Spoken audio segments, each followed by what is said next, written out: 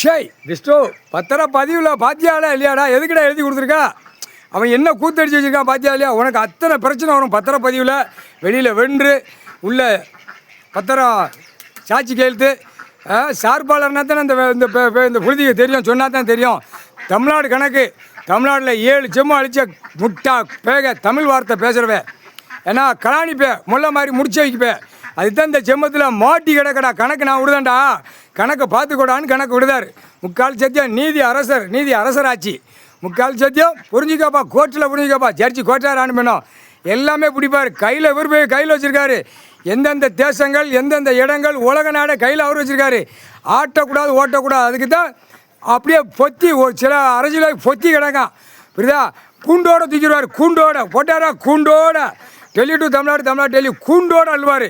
அதுக்கு அள்ளி கொண்டு சேர்க்கக்கூடியது கடவுளால் தான் முடியும், வேறு யாரால முடியாது. இவனுங்களை களை எடுத்து இந்த செம்மத்தில் முடிச்சாச்சா ஆட்டாமட்டிக்க விவசாயம் தப்பிக்கும். விவசாயம் சாப்பிடுவோம், விளைஞ்சி சாப்பிடுவோம், போய்கிட்டு இருப்பான். அதுதான் கணக்கு. இந்த அரசியல்வாதி முட்டா குய்மனை முடிச்சுடுவார். தமிழ்நாட்டில் திங்கக்கிழமை நாள் அவர் நிறைவேற்றிட்டார். எப்படி செய்யணுங்கிற கணக்கு பிடிச்சிட்டாரு. தமிழ்நாட்டில் பிடிக்கத்தான் டெல்லி வரைக்கும் எடுப்பார் ஒவ்வொரு மாநிலம். அதுக்கு தான் உட்காந்துக்கிட்டு இருக்காரு. தமிழ்நாட்டில் இப்போ இந்த பேர் எப்படி வைக்கணும், எப்படி உட்கார வைக்கணும், எப்படி ஆட்டணும், ரத்த வெறி ஆகணும், எல்லாமே கணக்கு வழக்கு பார்த்துக்கிட்டு இருக்காரு. இன்றைக்கி நாள் ஞாயிற்றுக்கிழமை. திங்கக்கிழமை காலையில் தமிழ்நாடு முழுவதும் மிதிச்சே தள்ளுவார். மிதித்து 5 மாநிலத்தை மிதிப்பார். மிதித்து தள்ளி வெளியில் நீ தின்னு கிடக்கிற உள்ள குடானா சேர்த்து வச்சுருக்கான் உடம்புல குறுக்கு எலும்புல தட்டினவுடனே வாய் வெளியே கக்க விடுவார். கால் சத்தியம்.